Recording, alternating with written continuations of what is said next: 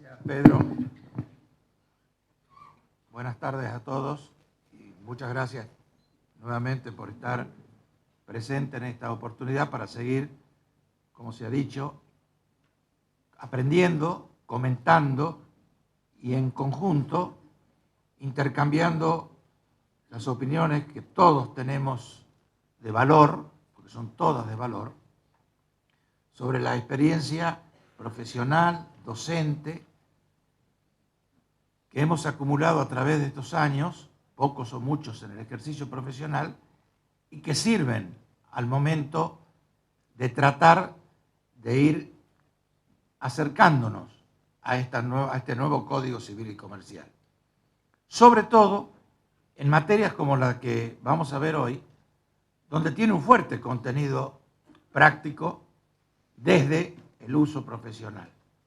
Estamos justamente en el cumpleaños número 20 de la llegada del fideicomiso a la legislación argentina.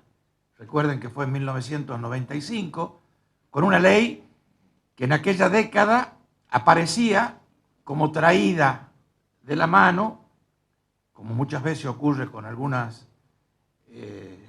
leyes, por algún interés particular. En aquel momento, y es cierto, ¿no es cierto?, la fuerte influencia o presión de las entidades financieras o de corporaciones tendientes a tener una herramienta que posibilitara el desarrollo de los fondos de inversión y que en la Argentina se suplía parcialmente con la ley 18.061 de fondos comunes, encontraba aquel valladar del patrimonio único como importante barrera a superar para poder en la práctica llevar a cabo el desarrollo de estos fondos. Algo que no solamente ocurrió en la Argentina, también ocurrió en el derecho francés, donde vamos a hacer referencia enseguida a 2 o 3 puntos de contacto que tenemos con nuestra legislación, y donde recién en 2007 se incorpora al Código Civil francés la figura del fideicomiso. Y se incorpora porque era muy grande la evasión de fondos que se dirigían desde Francia al Reino Unido para canalizarlos en los fondos de inversión, como una manera de que esos fondos quedaran en Francia luego de 6 años de discusión, ¿no es cierto?, en una veintena de artículos fueron incorporados al Código Civil francés. En nuestro derecho, aquella incorporación o aquella legislación que llegó de la mano de la 24441 bajo el pomposo título de Ley para el Financiamiento y la Construcción de la Vivienda, y donde también estaba legislado el leasing y las letras hipotecarias, tenía a su llegada, decía, una fuerte corriente doctrinaria de escepticismo, pensando que no era una figura que podía adaptarse al derecho nacional, a pesar de que desde comienzo del siglo XX los países latinoamericanos habían iniciado la legislación del fideicomiso, tomando algo del trust inglés y adaptándolo a la realidad negocial de Latinoamérica. Las experiencias de Panamá, de Colombia, de Chile, parecían que no eran viables en la Argentina. Sin embargo, estos 20 años ha demostrado que es una figura realmente de gran utilidad para el derecho. Su crecimiento exponencial, su utilización cada vez mayor para distintas clases de actividades y negocios jurídicos, no solamente financieros, hicieron de que aquella legislación nacida presuntivamente por esta influencia de las corporaciones financieras terminara penetrando y explayándose dentro de los más variados objetos del negocio jurídico. Esto a pesar, y hay que decirlo, de que aquella sospecha de que podía ser una figura para la actividad encubierta, porque en verdad se trata de un negocio indirecto, de un negocio jurídico oblicuo, ¿no es cierto? Aquella posibilidad de fraude, para decirlo con todas las palabras o las letras, no prosperaron. Felizmente no prosperaron. Y no prosperaron porque la herramienta es utilizada, si bien no quizás en plenitud, es utilizada con estos parámetros y este axioma del nuevo Código Civil y Comercial, que es la buena fe y el abuso del derecho, ¿no es cierto?, a considerar en la redacción de los contratos. Pero también es cierto, y debemos decirlo, que algunos casos que todos conocemos, si lo podemos conocer en profundidad o simplemente por la información periodística, aquellos casos que merecieron o merecen alguna mirada reticente o alguna sospecha, no ha estado dado por el fideicomiso privado, sino por el fideicomiso público. Y aquí sí, quizás lamentar de que no se haya incluido en la legislación alguna referencia a esto. Sabemos que el fideicomiso público ha sido objeto no solamente de un uso abusivo, sino también distorsivo de la figura. Esta figura que en nuestro régimen, veremos enseguida, se crea por contrato o por testamento únicamente, y sin embargo lo hemos visto creado por ley en los fideicomisos públicos. Bueno, pero esto es un comentario simplemente para decir de que aquellos malos augurios y que figuras de la doctrina muy respetables y de afecto, como el caso de Ricardo Nissen, les voy a leer lo que Ricardo Nissen en 1995 le contestó a Carlos Banasco en una conferencia en la Universidad Notarial Argentina cuando se sancionaba la ley 24441. Mirá, Carlos, dos personas realmente, no solamente dos juristas o dos comercialistas de primer nivel, sino de gran afecto personal porque son hombres de bien. Mirá, Carlos, sin defecto de lo que dijiste acerca del fideicomiso, lo cierto es que si nos atenemos a lo que nos exhibe la realidad argentina de nuestros días, el fideicomiso va a ser utilizado en materia bancaria para estafar a los ahorristas, en materia tributaria para estafar al fisco, en materia de derecho de familia para estafar a la primera esposa y a los hijos de ese primer matrimonio, y en materia societaria para estafar a los socios y o accionistas minoritarios. Felizmente, nada de esto ocurre, por lo menos en forma llamativa. Podrá haber algún caso. Pero para que esto no ocurra, nosotros, los operadores del derecho, sobre todo los abogados, y me refiero especialmente a los jóvenes abogados, deben tener en cuenta de que esta es una herramienta fantástica que le ha dado la ley para que toda la imaginación, el talento, la capacidad creativa del abogado se ponga de manifiesto. Aquellos breves artículos, porque eran breves artículos, de la 24441, hasta el artículo 18 se ocupa del fideicomiso en general, y del 19 hasta el 27, 28 del fideicomiso financiero. Es decir, que en aquellos 18 primeros artículos estaba toda la figura, pero dejando un gran margen para que el contrato sea creado en la plenitud de la autonomía de la voluntad de las partes. Y esto, si bien es una ventaja que hay que aprovechar, el no tener un encorsetamiento, ¿no es cierto?, también es una gran responsabilidad, porque debe ser un contrato con todas las previsiones en defensa de quienes nos hayan encomendado o dado esta manda. De manera tal que con esta introducción podemos ver ahora si realmente la figura esta, que nació bajo estos augurios no muy buenos, pero que también es cierto que los muy pocos casos es de tan baja litigiosidad la figura del fideicomiso en estos 20 años, que son muy escasos los fallos jurisprudenciales. Pero vamos a ver, vamos a leer o tener la oportunidad de repasar 3 de ellos, cómo la jurisprudencia ha colaborado también. Ha colaborado en el sentido de interpretada la figura, defendida la figura como tal, que no es fácil, porque era algo que nosotros en nuestro derecho parecía que podría ser imposible de aplicar.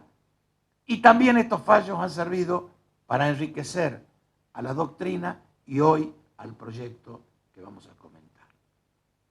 ¿Cuál es el parámetro o el sentido que ha tenido la reforma según el brevísimo comentario que el anteproyecto tiene entre sus fundamentos? Reconoce como base el texto de 1998, es decir, que aquel proyecto de 1998 prácticamente con algún retoque ha sido insertado en el nuevo código, incorpora la figura al código unificado, deroga la 24441, sistematiza, y esta es la primera gran ventaja a remarcar, al contrato lo incorpora dentro del código, pero le da todo un sistema.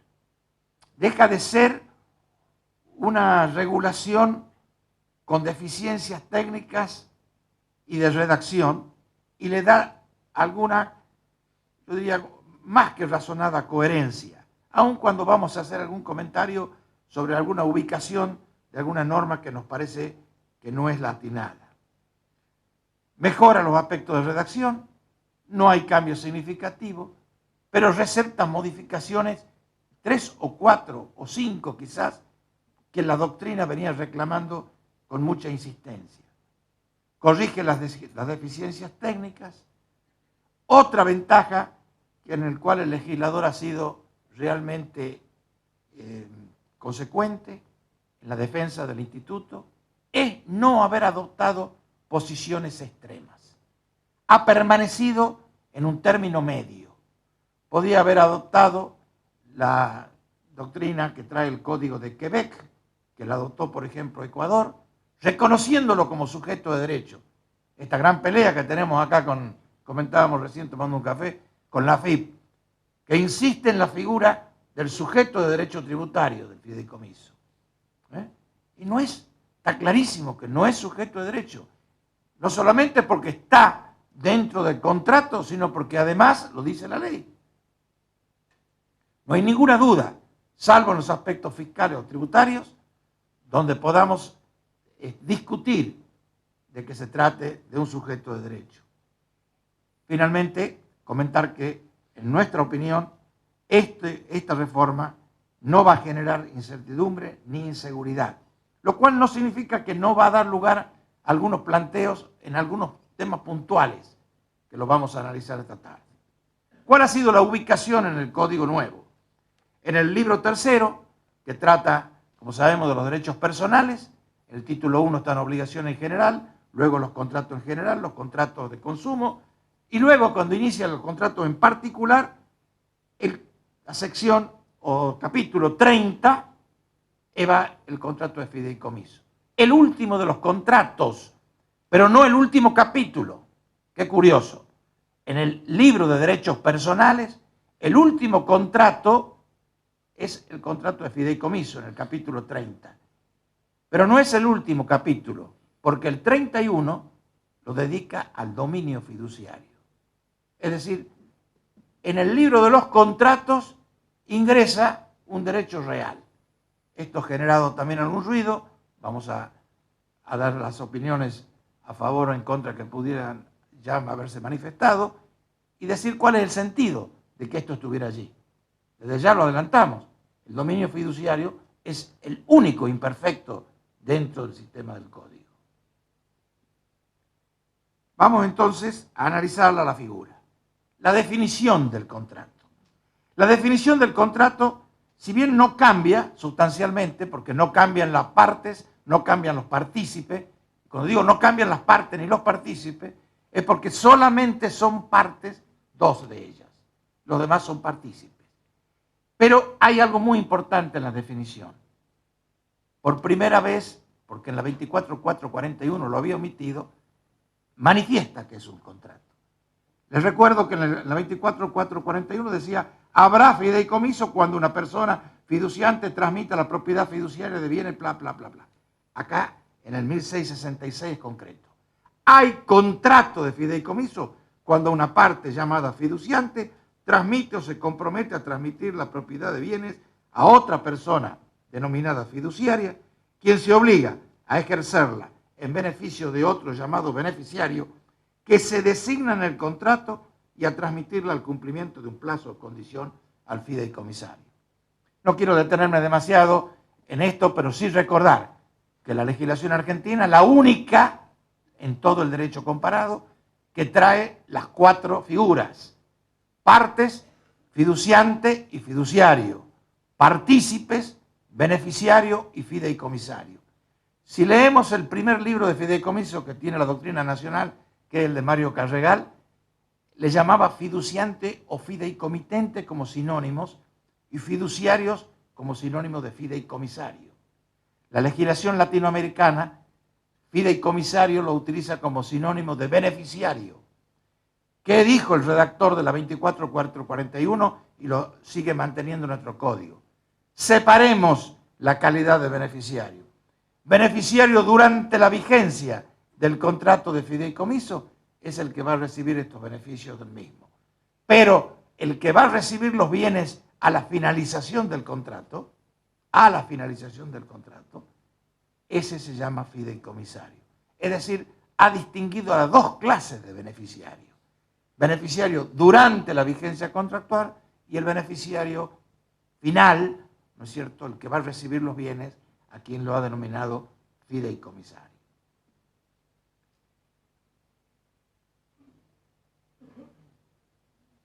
Otra ventaja que tiene esta definición cuando pone claramente de qué es un contrato es terminar aquella discusión que felizmente tuvo corta vida, pero que durante 6 meses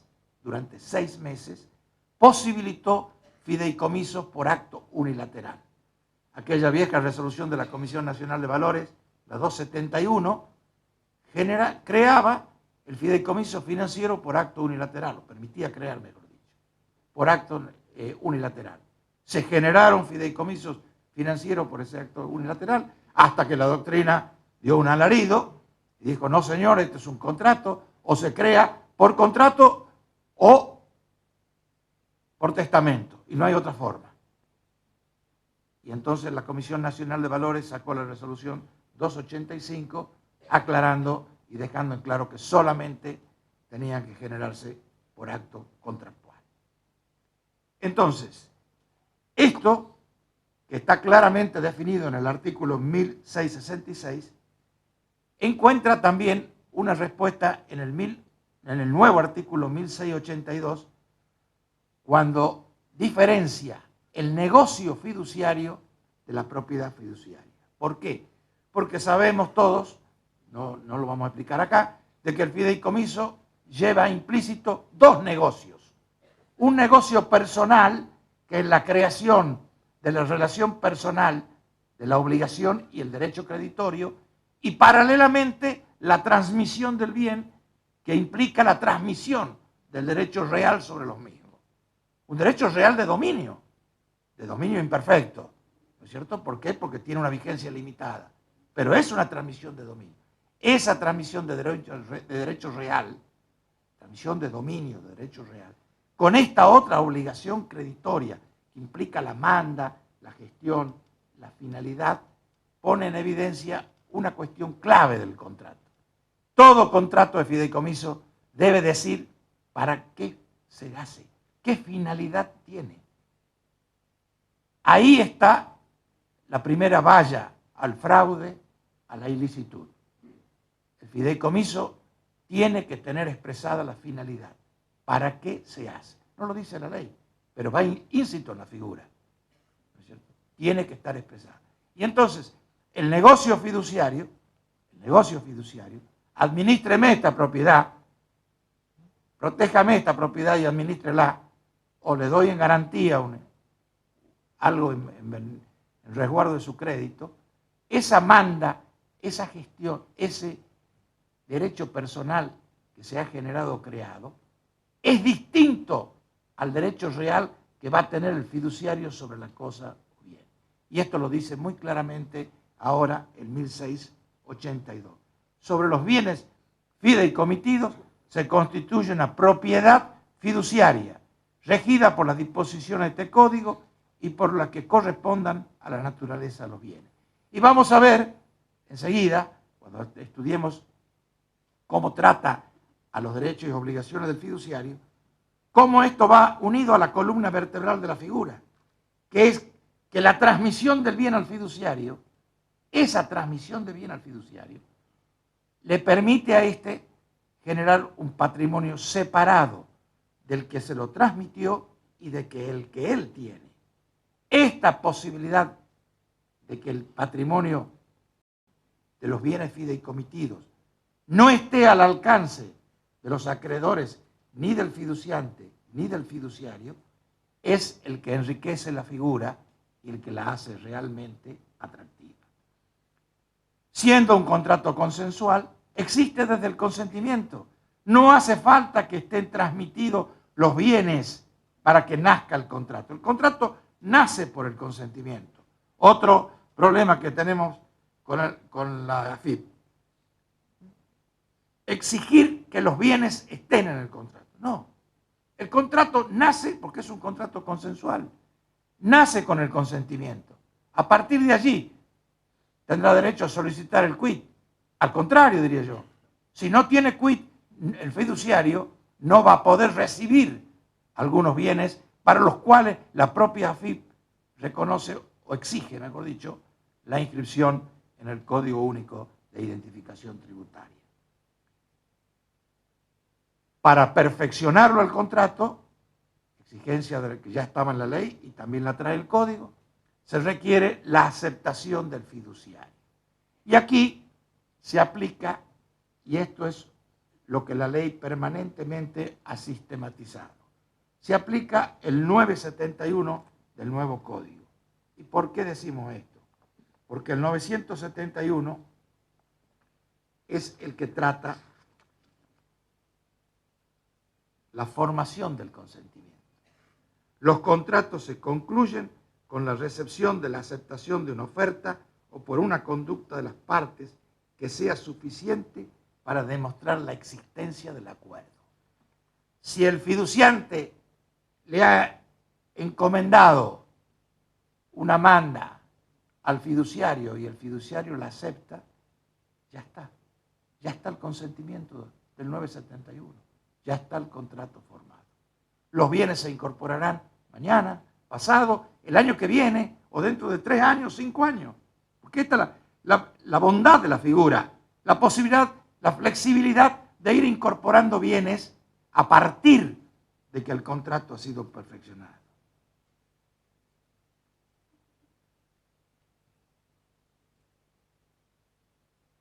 Bien, ya hemos dicho que no es un sujeto de derecho,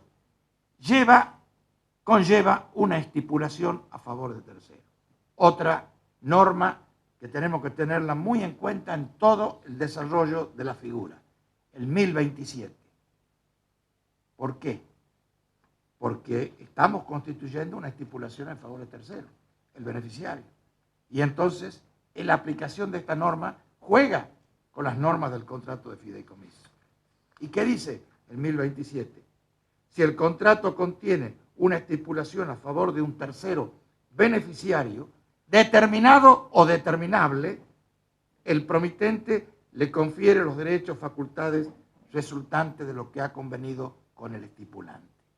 Esta norma siempre va a estar presente a partir de la aceptación del beneficiario o del fideicomisario, que no necesariamente deben estar al momento de la celebración del contrato. Puede estar después, ya lo vamos a ver.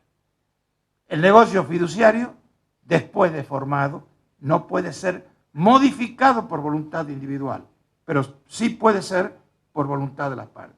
Fiduciante y fiduciario, en cualquier momento de la vigencia del contrato, pueden ponerse de acuerdo en modificarlo.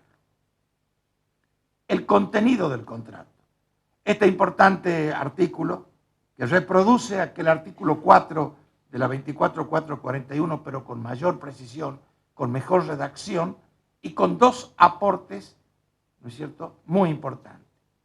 La primera es que el contrato, ya enseguida vamos a ver el plazo, marca un plazo máximo de 30 años. Pero si el contrato tiene más de 30 años fijado, no es nulo, sino que debe limitarse a ese plazo. Haberlo dicho expresamente es algo importante. También la incorporación de los sujetos con capacidad restringida, que son los únicos que están exceptuados del plazo de 30 años, puede serlo por más tiempo, cuando los beneficiarios son sujetos con esta capacidad. Y sí, lo único que deberíamos quizás objetar es que en el artículo 1668, cuando habla del plazo, haya utilizado esta palabra puede, quizás en lugar de debe. El fideicomiso no puede durar más de 30 años desde la celebración del contrato, excepto que el beneficiario sea una persona incapaz o con capacidad restringida, caso en el que puede durar hasta el cese de la incapacidad o de la restricción a su capacidad o su muerte. Allí en ese segundo empleo del término me parece que debió decir debe, en protección del derecho que está tutelando, de la capacidad del incapaz o del sujeto con capacidad restringida. Y el otro tema, que no lo dice el artículo y que puede generar también una discusión, que la jurisprudencia seguramente lo va a aclarar, es qué pasa, porque se incorpora la figura del cofiduciario también, cuando uno de los beneficiarios es una persona con capacidad restringida y el otro no. ¿Cuál es el plazo de duración del contrato? Este es un tema en el que la doctrina tampoco hay hoy un pronunciamiento. Ha sorprendido nada más de que el artículo no resuelva esta situación cuando hay dos o más beneficiarios. Y uno de ellos está amparado por la prórroga en el plazo del contrato. La forma del contrato, acá sí es una novedad.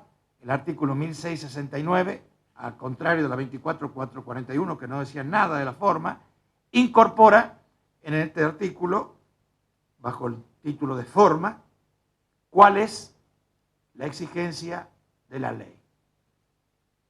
El contrato, y acá debo señalar algo que es muy importante, los que lo puedan seguir lo verán. ¿Qué decía el anteproyecto que envía la Comisión de Reforma al Ejecutivo? El contrato puede celebrarse por instrumento público o privado, excepto cuando se refiere a bienes cuya transmisión deba ser hecha por instrumento público. El Ejecutivo, antes de la primera frase, agregó algo. El contrato que debe inscribirse en el registro público que corresponda. Y esto ha generado hoy y va a generar muchos problemas. El Ejecutivo ha agregado que debe inscribirse en el registro público que corresponda. ¿Qué está exigiendo? ¿Qué está pidiendo la ley? Está diciendo, en el caso del registro de los inmuebles no hay problema, porque se inscriben. En el caso de los automotores se inscriben en el registro que corresponda. El primer problema es en el caso de los bienes muebles, que se transmiten por simple tradición.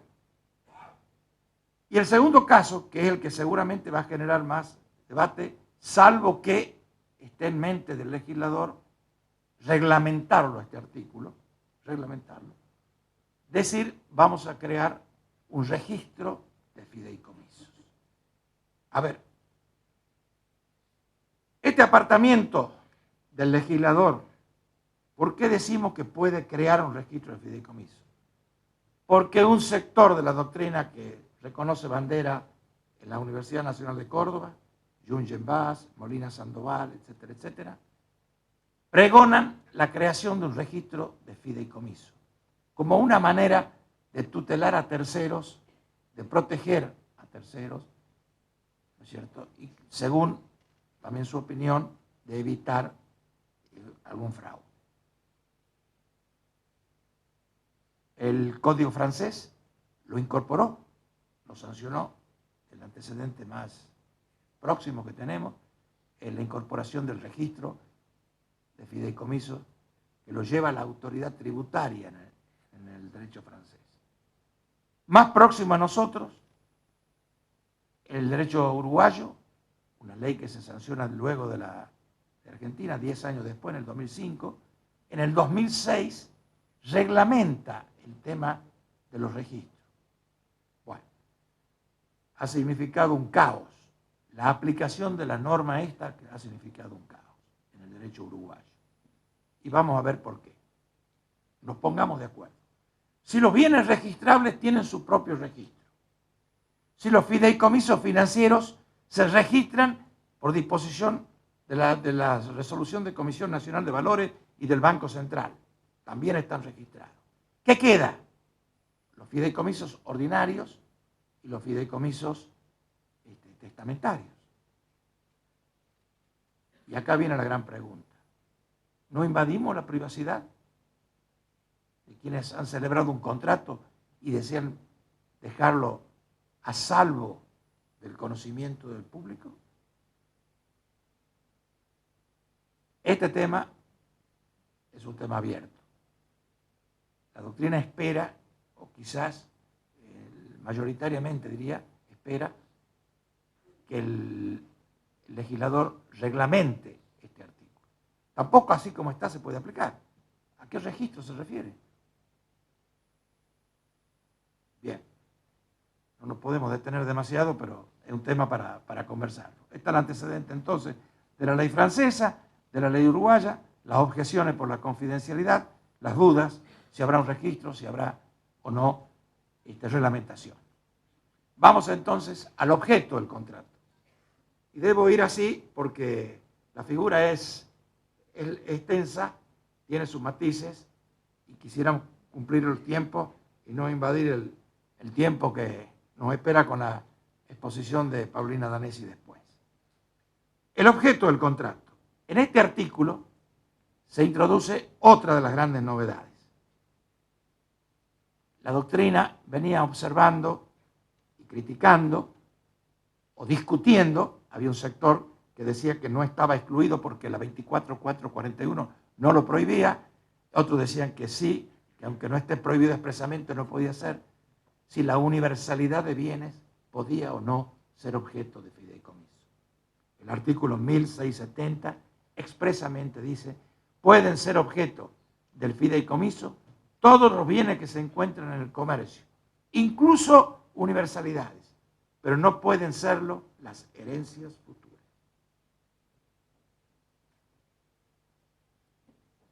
Se terminó la discusión. Pueden serlo todas las universalidades. Y acá es muy importante para el tema de los fondos de comercio. Nosotros que somos abogados, que trabajamos profesionalmente, sabemos la importancia que puede tener, ¿no es cierto?, las transferencias de fondos de comercio, la universalidad de bienes que lo componen, hacia un patrimonio fideicomitido. Entonces, esto es una novedad, una inserción positiva dentro de la reforma. Están incluidos los bienes futuros, cosas ajenas, excluye de manera expresa las herencias futuras, algo que ya tenía el Código Civil, lo reafirma, aunque vamos a ver que esto viene con una sorpresa, porque si bien no puede haber fideicomiso sobre herencia futura, el 1010 en la segunda parte ha dejado un portón para los fideicomisos de planificación familiar o de planificación patrimonial con vista a la prolongación de la generación de un padre que tiene una estructura de negocios, una empresa o simplemente acciones. Esto lo vamos a ver al final de la clase. Al ser amplio el objeto del inciso A del 1667, también es una ventaja porque ahora exige individualizar o describir, ¿no es cierto?, los bienes que pueden ser objeto. Dice textualmente, el contrato debe contener la individualización de los bienes objeto del contrato. En caso de no resultar posible tal individualización a la fecha de celebración del fideicomiso, debe constar la descripción de los requisitos y características que deben reunir los bienes. Por eso les decía, hace un poquito antes, de que el contrato nació con el consentimiento. Y acá expresamente dice, los bienes los voy a incorporar dentro de un año. Cuando me entregue fulano, cuando cumpla el contrato que tiene mengano, lo que tengo es que individualizar, determinar, ¿no es cierto?, cuáles son esos bienes. Recuerden que el objeto del contrato que se mantiene es amplísimo. Objeto de un fideicomiso puede ser toda clase de bienes, inmuebles, muebles, créditos, títulos, todo lo que se me ocurra. Ahora universalidades también. Diría que nada está excluido, salvo herencia futura, del objeto del fideicomiso. Vamos a los sujetos. Acá, una de las curiosidades que trae el código, a mi manera de ver, no he leído nada que haga referencia a esto, pero me llama la atención. Cuando comienza la sección 2, porque primero la sección 1 tiene las disposiciones generales, que acabamos de ver, contenido, definición, contenido, plazo, forma, y en la sección 2, cuando comienza a hablar de los sujetos, no empieza por el fiduciario, sino que empieza por el beneficiario. Comienza por el beneficiario. Y acá viene otra de la segunda novedad importante. Primero, la inclusión de la universalidad en el objeto. Ahora, también zanjando una vieja discusión de la doctrina en el derecho comparado y una discusión muy fuerte en la doctrina nacional a partir de la ley 24.441. ¿Puede el fiduciario ser beneficiario? ¿Puede quien ha sido designado para tener el dominio imperfecto, para administrar la cosa, ser también beneficiario? Aquella postura que casi unánimemente la doctrina nacional dijo, no puede ser. El maestro Fernando López Zavalía dijo, en mi opinión, sí puede ser, aunque lo condicionaba a que fuere con un fiduciario compartido. Tenía que haber 2 fiduciarios por lo menos. Otras legislaciones lo permitían cuando el fiduciario sea una persona jurídica. Recordemos que en nuestro sistema el fiduciario puede ser persona, ahora diríamos, humana o jurídica. En el único que se exige que sea jurídica es en el fideicomiso financiero, pero en el fideicomiso ordinario no lo exige.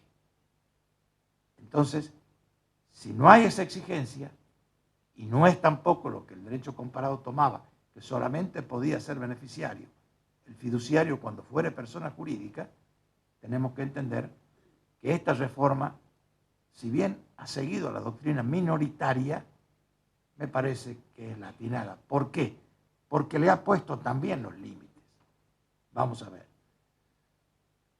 Dice si son varios en partes iguales, salvo pacto en contrario, y ustedes vayan viendo qué importante para redactar el contrato de fideicomiso. Todo lo que la ley dice, salvo pacto en contrario. Es decir, imperativo y muy poco. Entonces, la creación que podamos tener, la limitación que podamos generar en el contrato en protección de los intereses de nuestros mandantes es muy importante. Fija el derecho de acrecer entre ellos, reglamenta a los beneficiarios sustitutos y dice que en caso de ausencia el fiduciante será beneficiario, como ya también lo tenía en la 24.441. Desaparecido, no existiendo o no aceptando el beneficiario fijado en el contrato, los bienes retornan al fiduciante. Es decir, el único que no podía ser beneficiario en la 24.441 era el fiduciario. Ahora pueden serlo todos. ¿Quién es fideicomisario? Aquel que decíamos beneficiario para recibir al final los bienes. En el 1672, como dijimos, permanece la diferencia entre beneficiario y fideicomisario, pero le agrega al fideicomisario un importante derecho que no lo tenía. Ahora el fideicomisario puede solicitar rendición de cuentas al fiduciario.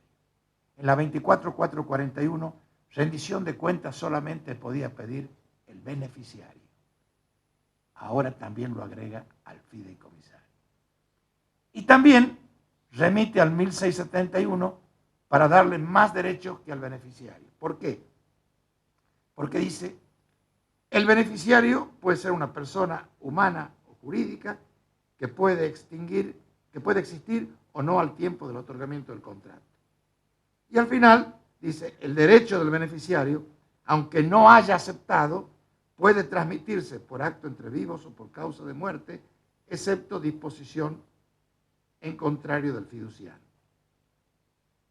Pueden ser beneficiarios el fiduciante, el fiduciario o el fideicomisario. Es decir, que ha quedado indiscutiblemente consagrado el derecho del fideicomisario. ¿Cómo se opera la aceptación del fideicomiso por parte del beneficiario? Si hemos dicho que no son partes, son partícipes. Es decir, que el contrato no está sujeto a su aceptación para que nazca. Pero sí es necesario que lo acepten. En algún momento, posterior o simultáneo al nacimiento, con el contrato, o posterior al nacimiento del contrato, deben manifestar aceptación. Y esto lo ha determinado muy bien el 1681.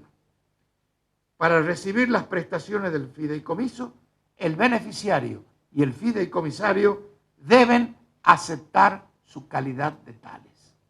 Deben aceptar, es decir, es requisito indispensable que acepten. Esto, ¿por qué se vincula? Y acá vuelvo a una referencia que hice al 1027. Porque decía recién que en realidad estamos en presencia de una estipulación en favor de tercero. Y cuando legisla la estipulación en favor de tercero, el 1027 lo dice con muy claramente.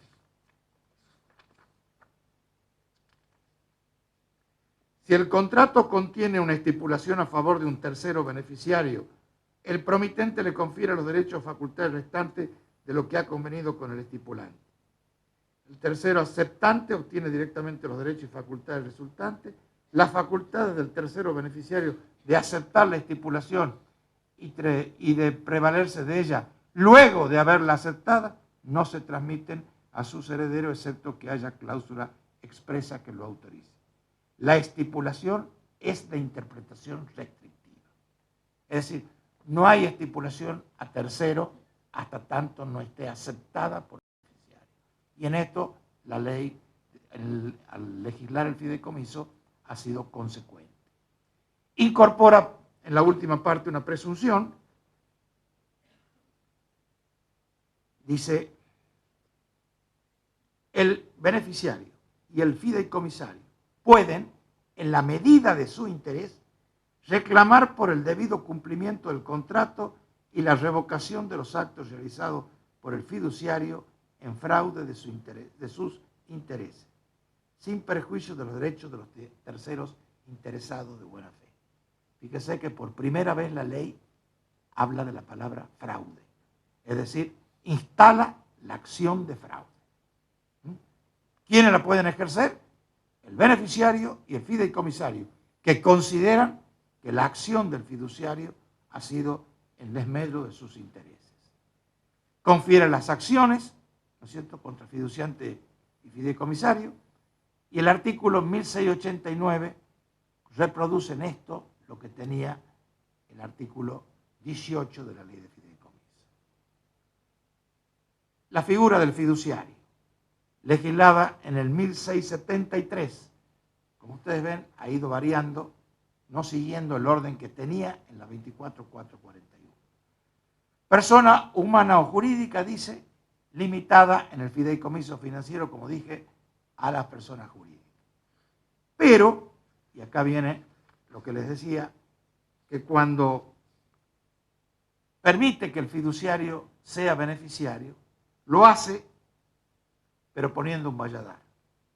El fiduciario puede ser cualquier persona humana o jurídica. El fiduciario puede ser beneficiario.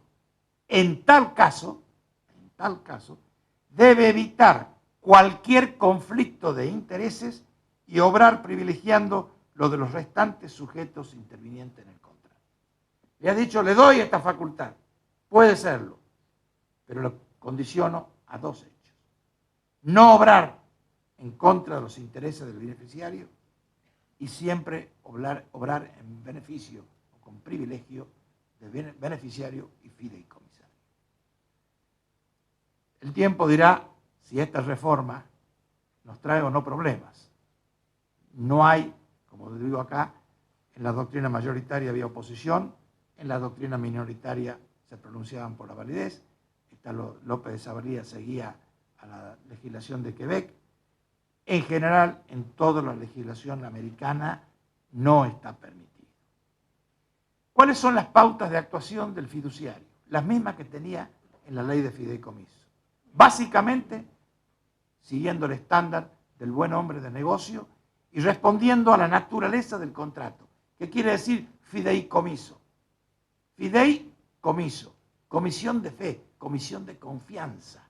Es un contrato que nace basado en la confianza del fiduciario. ¿Quién le va a transmitir un bien, el dominio de un bien, a un tercero llamado fiduciario si no confía en él? Esta prueba de confianza, está la naturaleza misma del contrato, requiere entonces, ¿no es cierto?, que ese estándar del buen hombre de negocio y esa confianza sea retribuida por el fiduciario a quien se le imponen obligaciones concretas. La rendición de cuentas, que en este caso se ha pautado una vez al año, consagra la responsabilidad solidaria entre cofiduciarios cuando hay más de un fiduciario, la responsabilidad es solidaria, y el artículo 1688 incorpora esto que también ya lo tenía la ley y que es muy, muy conveniente estar atento al momento de redactar un contrato de fideicomiso. ¿Le vamos a dar o no al fiduciario la facultad de enajenar? Fíjense ustedes, ¿por qué digo ahí fulmina el 1972? Porque en el 1972 el código, siguiendo al código de Vélez, no ha cambiado, pero ¿qué dice? En los actos, en la cláusula de inenajenabilidad, en los actos a título oneroso, es nula la cláusula de no transmitir a persona alguna el dominio de una cosa determinada o de no constituir sobre ella otro derecho real. Es nula la cláusula de no enajenar. Acá sí la podemos poner. Yo puedo darle al fiduciario todas las facultades de vender, de hipotecar, de permutar, de dar en garantía la que quiera. También puedo prohibirle la que quiera.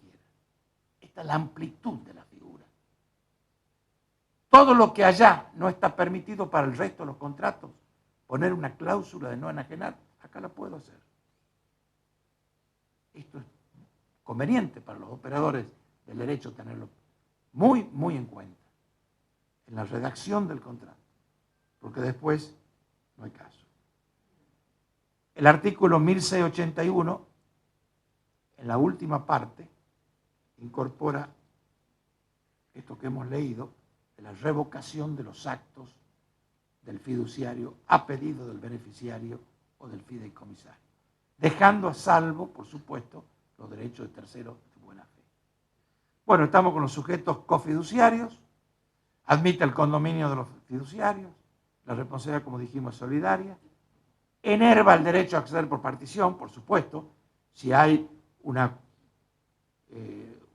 fiducia colegiada, compartida, no puede haber derecho a la partición, y esto soluciona una problemática que era conflictiva en la ley de fideicomiso y que se solucionaba por vía reglamentaria.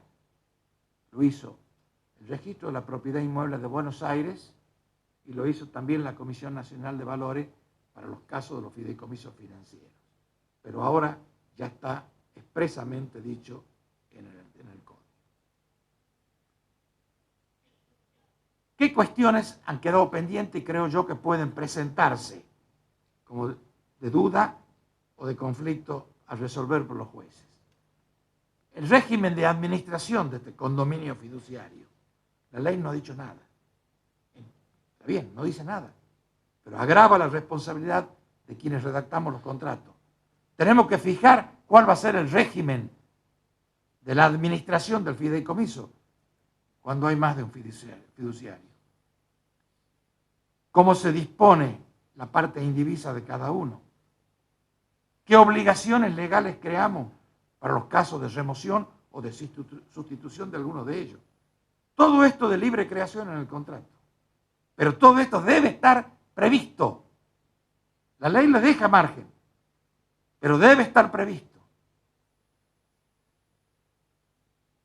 Un estatuto muy reflexionado, digo, previsor de las situaciones de conflicto cuando se trate de un fiduciario colegiado.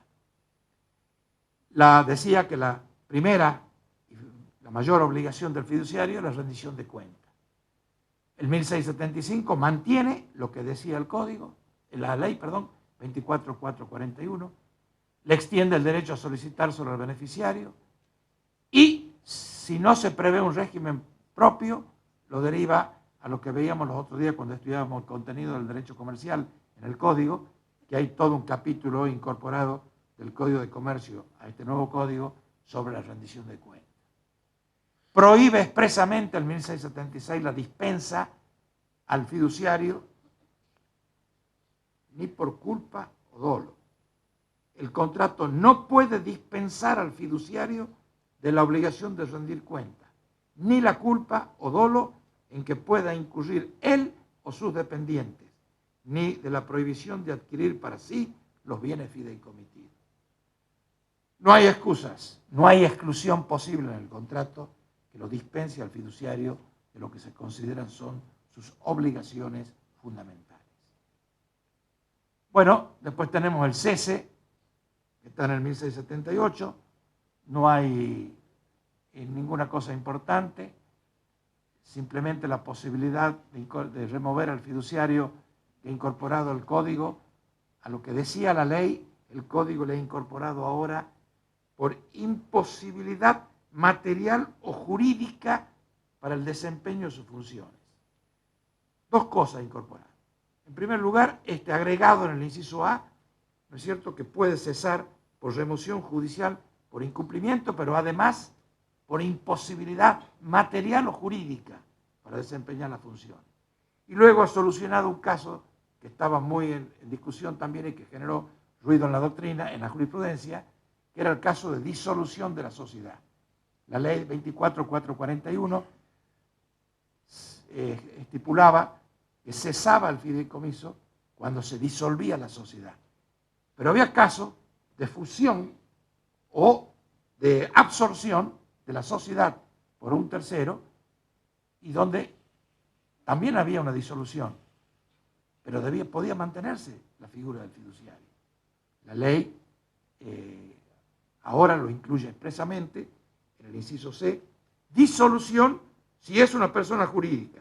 Esta causal no se aplica en los casos de fusión o absorción. Expresamente deja entonces estos dos casos al margen. La extinción del fideicomiso, se mantiene el texto del 25, ¿no es cierto? Agrega que los contratos de fideicomiso financiero son irrevocables después de haber iniciado la oferta de títulos públicos. Algo muy importante.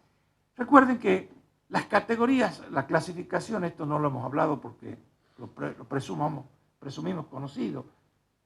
Solamente la ley legisla el fideicomiso ordinario, el testamentario y el financiero. Únicamente estos tres. Fideicomisos financieros son los que se hacen con oferta pública de títulos. Muchas veces escuchamos, leemos o nos toca intervenir en algunos fideicomisos que dicen son financieros, pero en realidad son fideicomisos de administración. Lo que pasa es que el objeto es quizá la administración de títulos, fideicomiso de cheques, de títulos valores. Estos no son lo que la ley denomina financieros. Financieros son los que tienen oferta pública de valores. Y en estos fideicomiso financiero, la ley ahora le agrega la irrevocabilidad cuando ya han iniciado la oferta pública. ¿Por qué? En protección del tercero, del inversor, el que ha comprado los títulos, que después de comprar ese título, de hacer un ahorro, ¿no es cierto?, no le cambien las reglas de juego en orden a la vigencia del fideicomiso. En cuanto a los efectos, mantiene el mismo texto. Y ahora vamos entonces a la propiedad fiduciaria que consagra el 1682 al 1689. Como decíamos, la propiedad fiduciaria es la que adquiere el fiduciario y que le permite la creación de la ley, ¿no es cierto?, superado aquel valladar del Código de Vélez, tener un patrimonio separado, un patrimonio de afectación, un patrimonio indemne a cualquier obligación del fiduciante o del fiduciario. Este es un patrimonio separado, solamente responde por las deudas del fideicomiso, solamente responde al beneficiario y al fideicomisario por los resultados del fideicomiso. Esto se mantiene tal cual, ha hecho una mejora y hay una situación inédita que ha ocurrido que la vamos a comentar. ¿La mejora cuál es? Suprime aquella criticada limitación de la responsabilidad objetiva al valor de la cosa que traía la 24.441. El fiduciario ahora no está limitado solamente al valor de la cosa y le impone además la obligación de asegurar, ¿no es cierto?, responsabilizándolo por el caso de infraseguro. Estas son novedades que aporta el nuevo código. El fiduciario no tiene limitada la responsabilidad al valor, tiene que contratar seguro, pero tiene que además contratar seguro suficiente. Lo dice expresamente el 1685. Los bienes fideicomitidos constituyen un patrimonio separado del patrimonio del fiduciante, del fiduciario, del beneficiario y del fideicomisario. Es un patrimonio absolutamente de afectación.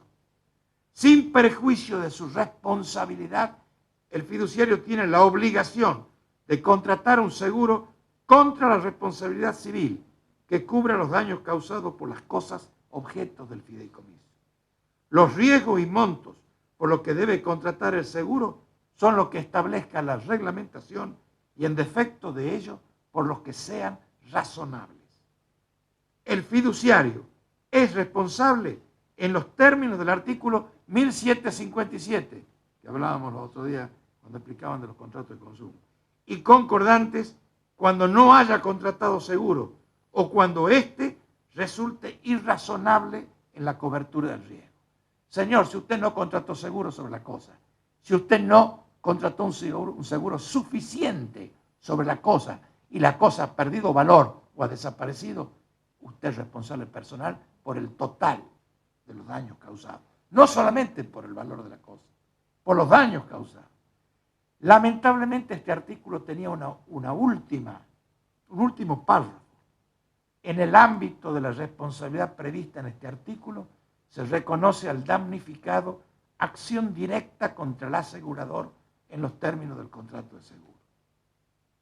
Todos sabemos en el ejercicio profesional lo que nos cuesta a veces, ¿no es cierto?, la acción contra el asegurador.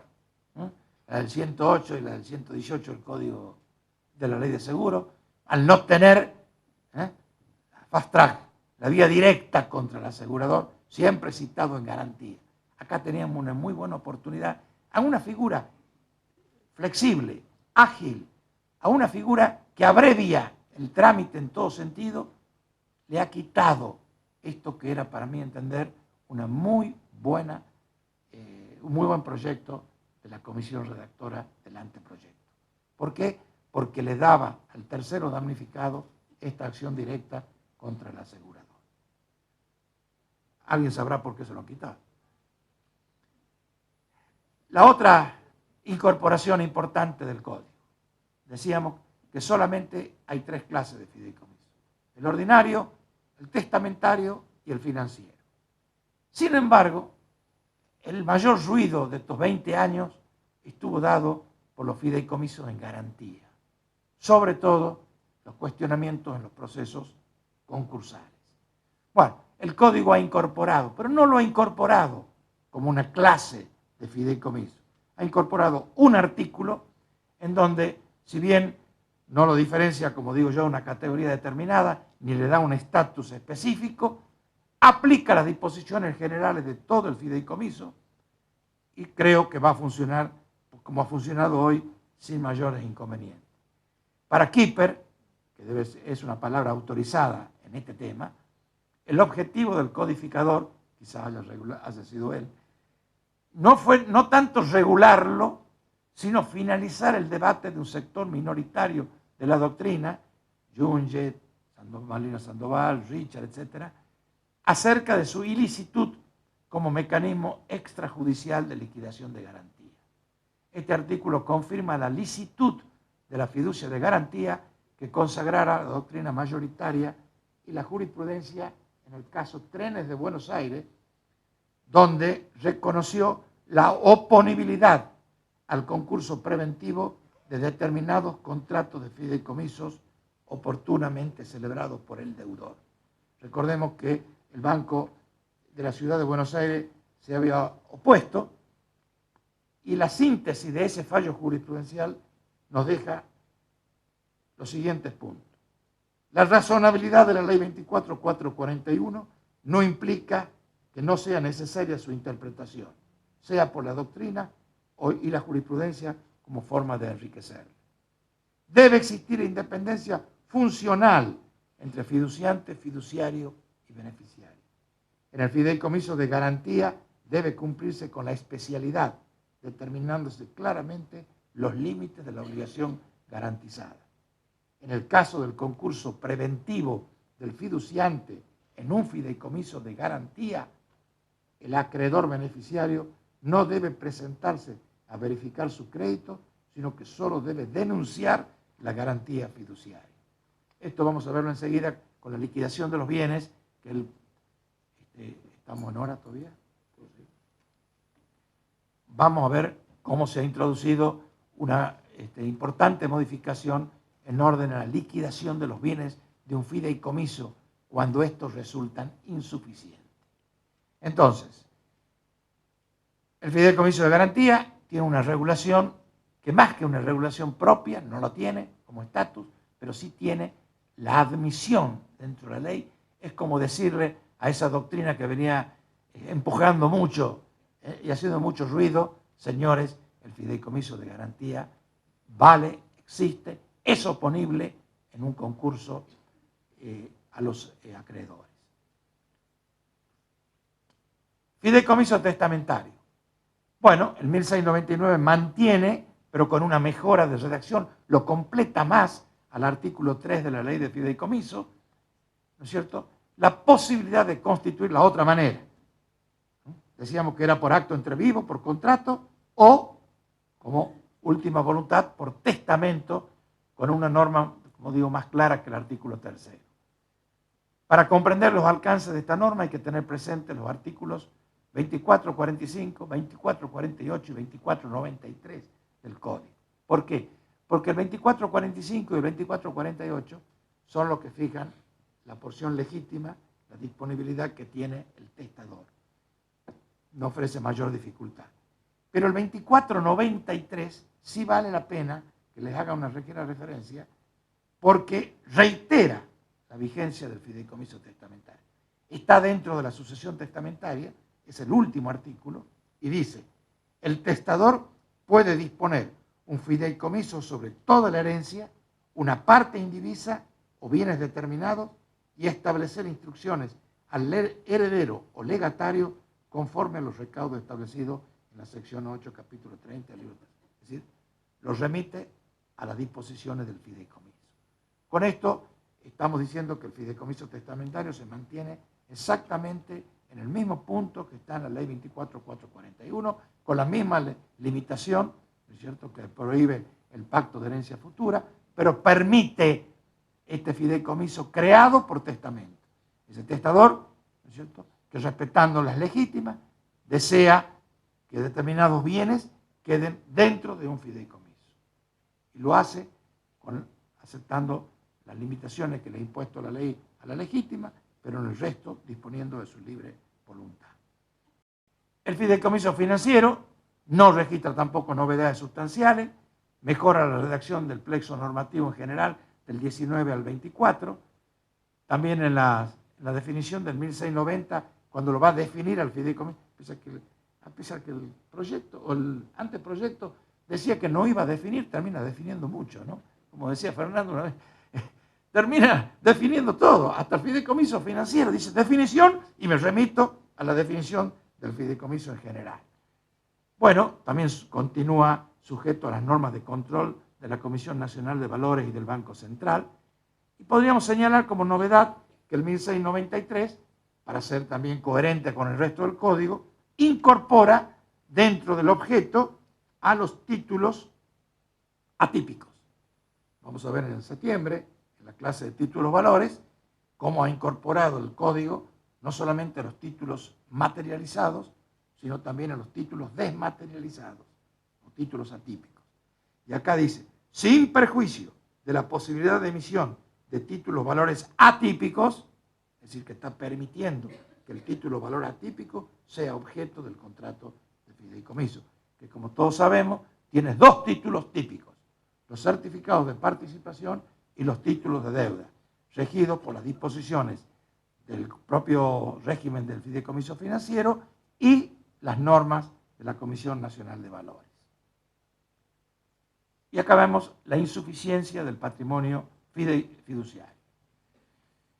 Esto quizás era junto con el tema de si el fiduciario podía ser beneficiario, con el tema del fideicomiso de garantía y con el tema de la universalidad, los cuatro grandes temas de la doctrina cabalgaba sobre la 24.441 pidiendo su reforma.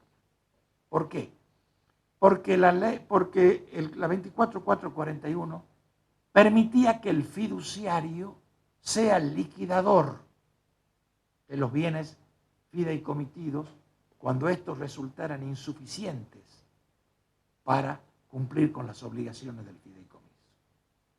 Y entonces la doctrina dice, ¿cómo este señor que no ha sabido administrar, sin fijarse las razones, porque no toda la insuficiencia de bienes proviene de la mala administración, en un país como este donde tenemos las variables económicas todos los días distintas?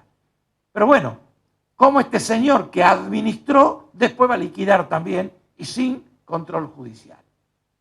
Porque le daba, como todo el desenvolvimiento de la figura del fideicomiso, la extrajudicialidad. Bueno, estos fueron ida y de vuelta.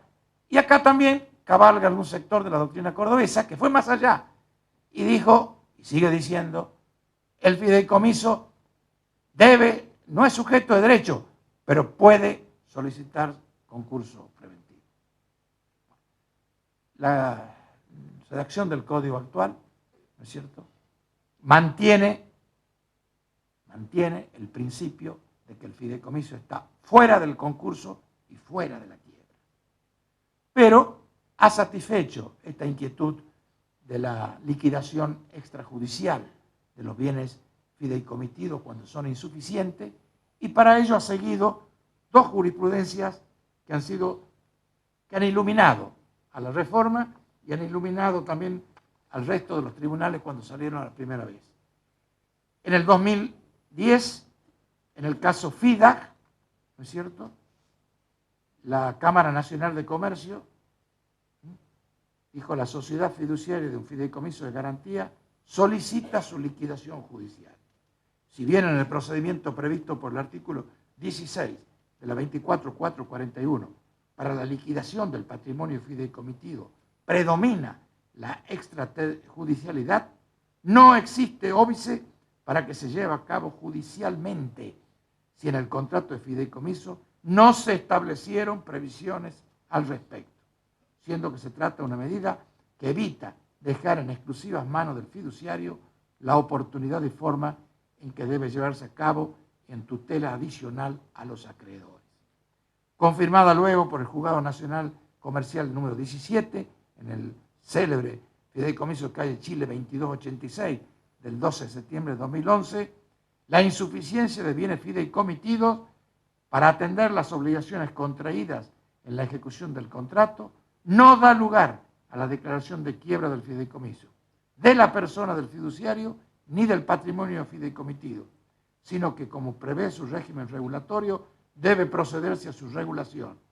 Y ante la ausencia de una normativa específica que regule la liquidación forzosa de los bienes fideicomitidos, cuando estos son insuficientes, debe aplicarse analógicamente lo dispuesto por los artículos 101 y siguientes de la Ley de Sociedades.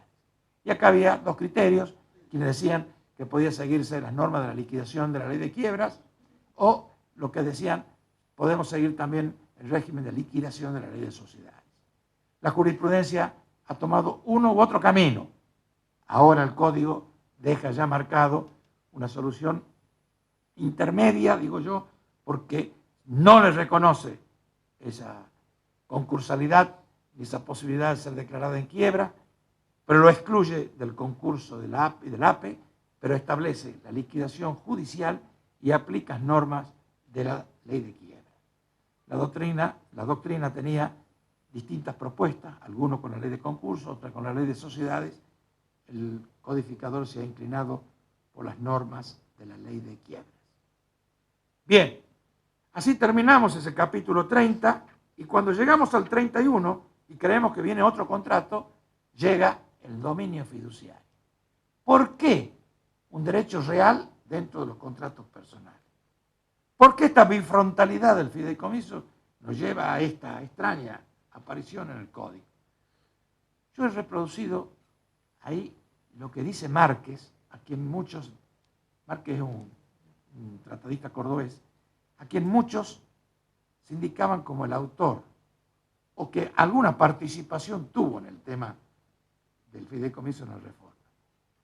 Y dice, el proyecto toma una decisión arriesgada al situar a la regulación del dominio fiduciario como un capítulo, el 31 siguiente al fideicomiso.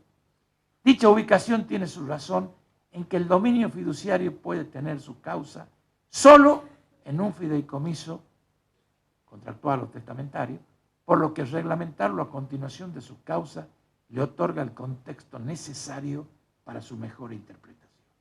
Creo que en esa última frase justifica por qué está incluido ahí, que es mucho mejor para quienes tienen que aplicarlo e interpretarlo, tenerlo a continuación del fideicomiso. Eso lo dijo el 13 de agosto del 2012, inmediatamente conocido el anteproyecto. Los artículos 1700, ese capítulo del dominio fiduciario tiene 7 artículos, se refiere exclusivamente al dominio imperfecto, que saben ustedes, que es el dominio por un tiempo determinado, que es el dominio fiduciario, y luego de, una vez más, de definirlo, Fernando, otra vez define, que es el que se adquiere con razón de un fideicomiso constituido por contrato por testamento, sometido a durar solamente hasta la extinción del fideicomiso, para el efecto de entregar la cosa a quien corresponda, según el contrato, el testamento o la ley. Y acá también dice Márquez, no coincidimos con el carácter otorgado al titular fiduciario, en razón de entender que no es dueño de la cosa, sino que se trata de un administrador de cosa ajena, con un régimen especial de facultades tendientes al cumplimiento de los fines perseguidos con la figura. Mas la legislación no nos da la razón. Mas entendemos la solución, persiguiendo la seguridad jurídica de quienes contraten con el fiduciario. Evidentemente, ¿cómo voy a contratar con seguridad con el fiduciario que me quiere transmitir un dominio? ¿Sí? Lo que me está diciendo el doctor Márquez es que solamente es un administrador de la cosa y no un dueño. Entonces no le puedo recibir, no puedo realizar el negocio jurídico fiduciario para el cual está él facultado. Entonces, este dominio imperfecto transmite en plenitud la propiedad de la cosa al fiduciario. Hemos visto que hasta puede tener la cláusula de no enajenar. Si no la tiene, vale también. Pero esta marca la diferencia.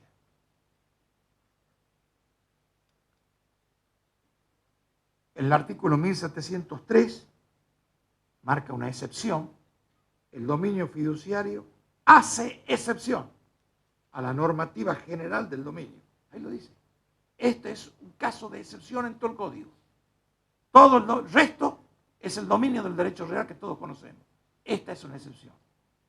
Y en particular del dominio imperfecto. Ni siquiera es una forma del dominio imperfecto. Es una forma única. Esta es única.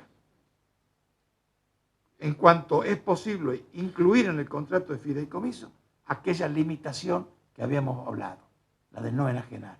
Si vamos a derechos reales, repetimos aquel artículo que leímos, vamos a ver que no podía incluir el titular del dominio imperfecto, incluírsele la cláusula de prohibición de enajenar. Acá sí. Por eso es única. Por eso es una disposición que solamente corresponde a este contrato. El 1706, novedoso, es un artículo novedoso, que es el de la readquisición del dominio imperfecto. Es decir, cuando termina, ¿qué pasa? Producida la extinción del fideicomiso, el fiduciario de una cosa queda inmediatamente constituido en poseedor a nombre del dueño perfecto. Terminado el contrato, ahí sí queda como poseedor, ya no es más el titular. Si la cosa es registrable y el modo suficiente consiste en la inscripción constitutiva, caso de inmueble, se requiere inscribir la readquisición. Habrá que inscribir que queda nuevamente a favor del beneficiario, fideicomisario en este caso, o el fiduciante, si no hay. Si la inscripción no es constitutiva, se requiere efecto de su oponibilidad. ¿Cuál es la crítica a esto? Que habla de readquisición del fideicomisario. Para el fideicomisario no sería readquisición. Si él recibe, lo viene al final. El que readquiere sería el fiduciante. Pero el fideicomisario no lo readquiere, lo adquiere recién al dominio. Bien. Dejo para el final esto que es todo un tema. No puede ser objeto el fideicomiso los pactos de herencia futura.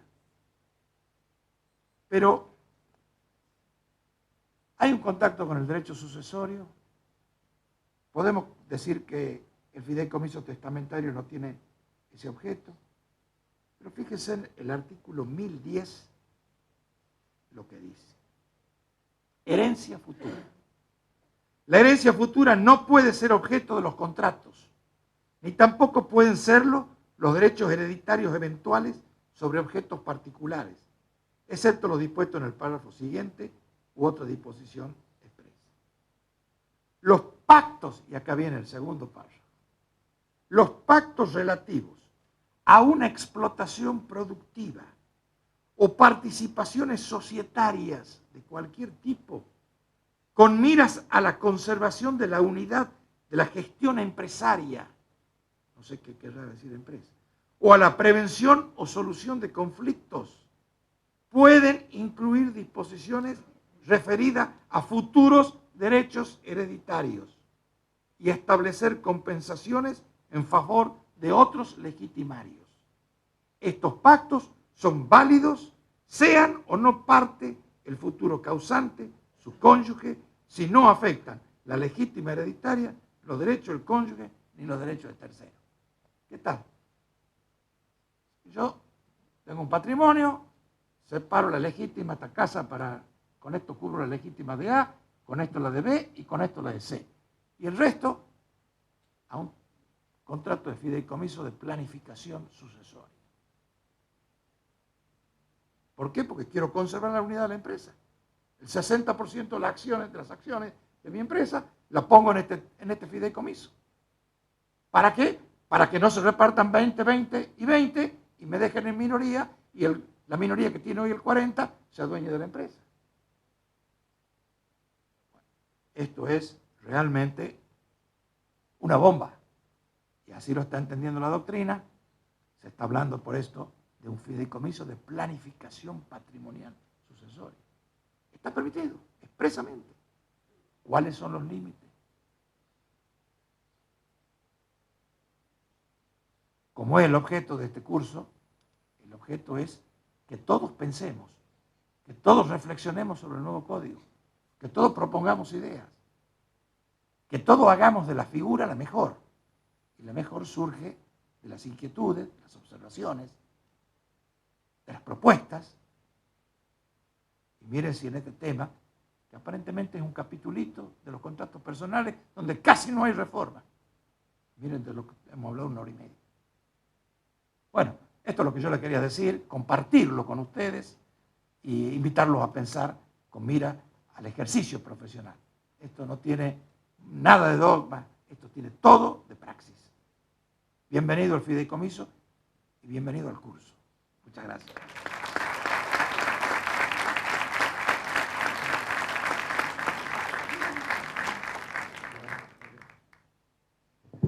Bien, ahora vamos a abrir un espacio para las preguntas. No sé si alguien quiere formalizar alguna pregunta. Giovanna.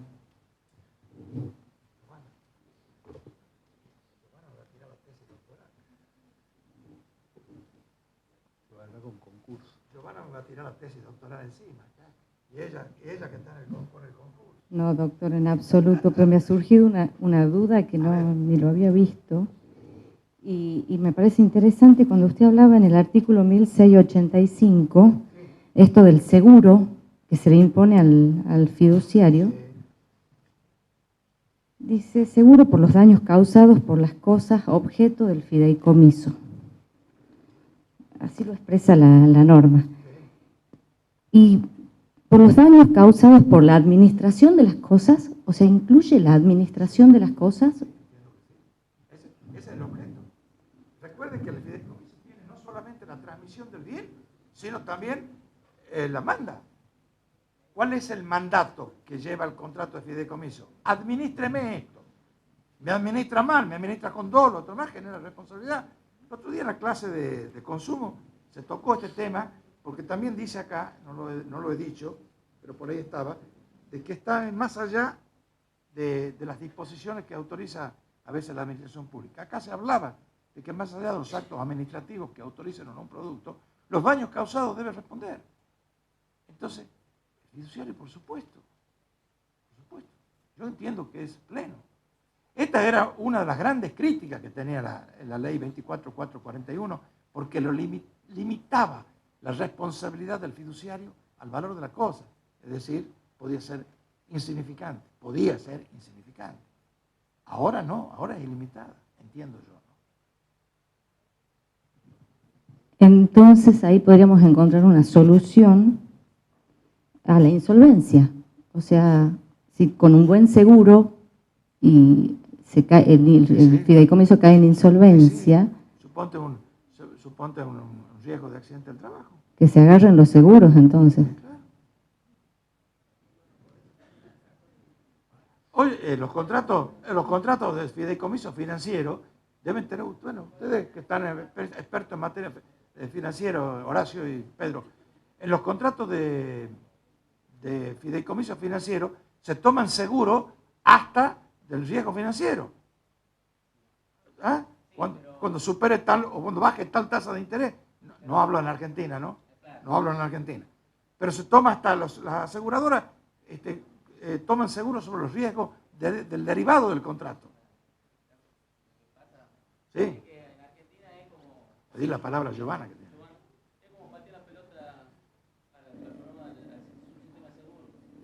Sí, exactamente. Bueno, lo que pasa es que es una cosa que acabo de ver, digo, tenemos una alternativa ahí con el seguro, pero ¿quién va a querer asegurar un fideicomiso? ¿Cuál va a ser el monto asegurable? Bueno, como dice Horacio, enseguida la limitación. Siempre era así. Empezamos con el automotor. Ustedes son todos muy jóvenes, pero en mi época, Horacio, que es un poco más chico que yo, Rodolfo, que es más chico que yo, se va a acordar, el seguro de responsabilidad del automotor es limitado. No conocíamos límite. Después empezaron con la franquicia, fue el primer invento, y después empezó la responsabilidad limitada. Y después empezaron así con todos, limitaciones. La mala praxis. Ahora tenemos las crackdown, todas las cláusulas limitativas de la responsabilidad del asegurador. Entonces, ¿para qué está el reaseguro? Si el asegurador tiene que reasegurar.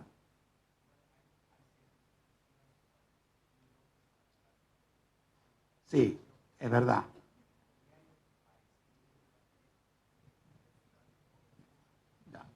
no entra en esa particularidad. Así es.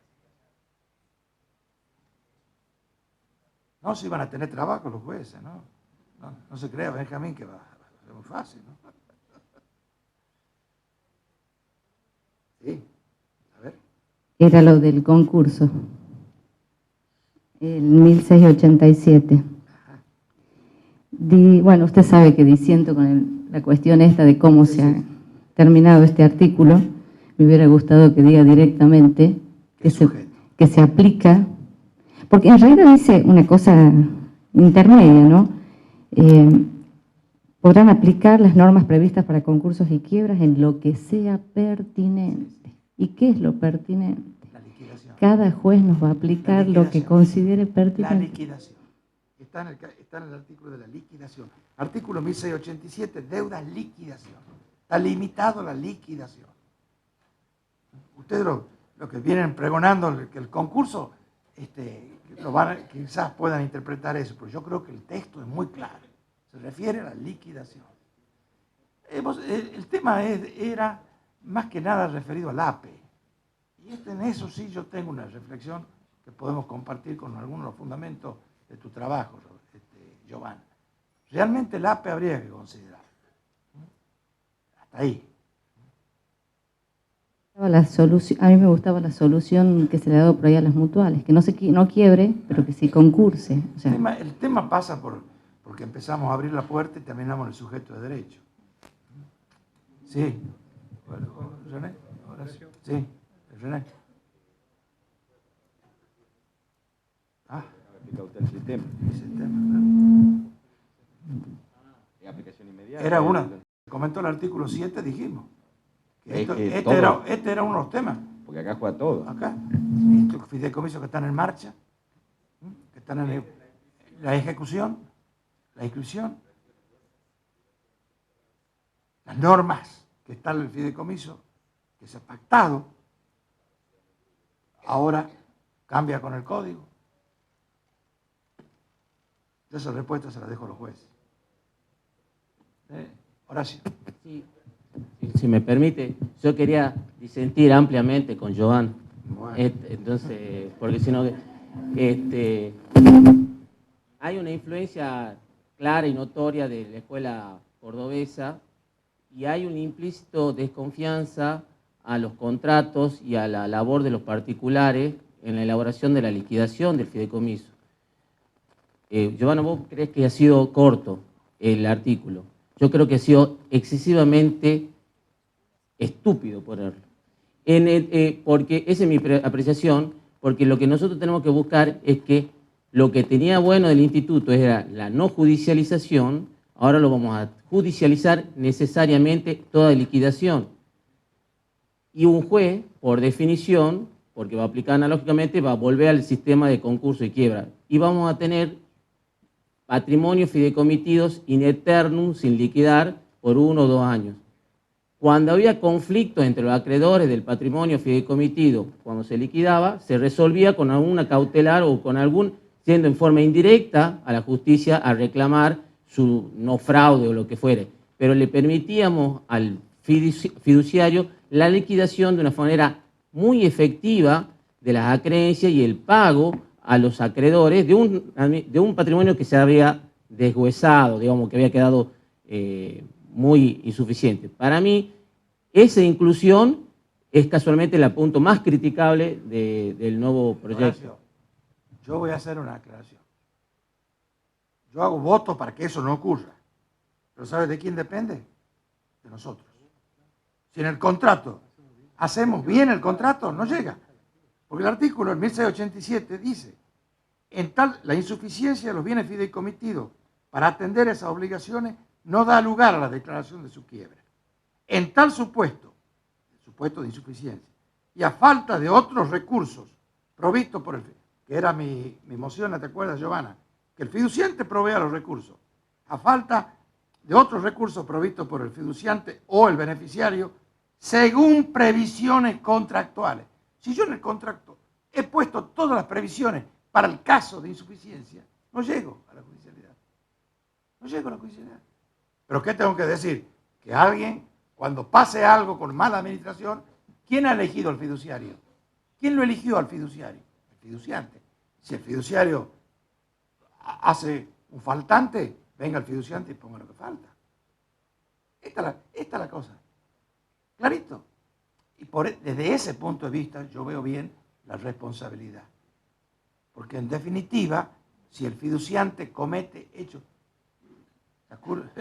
¿de quién es la culpa? ¿Quién lo eligió? Sí, ahí está. Última pregunta. Ah.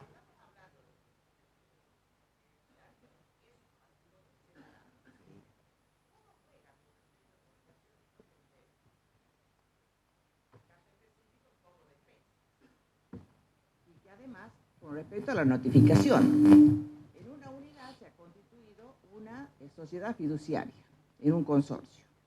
Obviamente no paga las expensas. Se pretende iniciar la ejecución y aparece en el registro inmobiliario inscripta en la sociedad fiduciaria. Ahora, si ese es un patrimonio separado, ¿cómo puedo ejecutar yo mis expensas? Pero, a ver un poquitito. ¿El fideicomiso es para la construcción del edificio o es ya constituido? Ya estaba ¿El consorcio se constituye como fideicomiso? Claro, está, la unidad tanto constituye una sociedad fiduciaria sobre esa unidad. ¿Y qué bienes tiene? Esa unidad que forma parte del consorcio. Una unidad. Una unidad. Y lo ejecutará la unidad. Y la obligación, ¿Y la el notificación, ¿cómo juega? Juega con la misma regla de fiduciario, por supuesto. la Protem A la Rem, sociedad a la fiduciaria. unidad, A la sociedad a la fiduciaria. sociedad A fiduciaria. la sociedad fiduciaria. Claro, porque si es patrimonio separado, entonces es como que estaría también así fácil de eludir las responsabilidades. Esa es la crítica que tiene la figura, de que hecha de mala fe, hecha en fraude de alguien, Deudor crónico, aquellas palabras ha dicen constituido una del sociedad comienzo, fiduciaria. es para eludir. Pero ahí no está la finalidad lícita. Tengo que atacar la nulidad del contrato por no tener finalidad o por tener una finalidad ilícita. Pero ahí tengo que atacar la nulidad del contrato. Gracias. Muchísimas gracias, doctor Veiga, y hacemos un breve break. ¿Ah?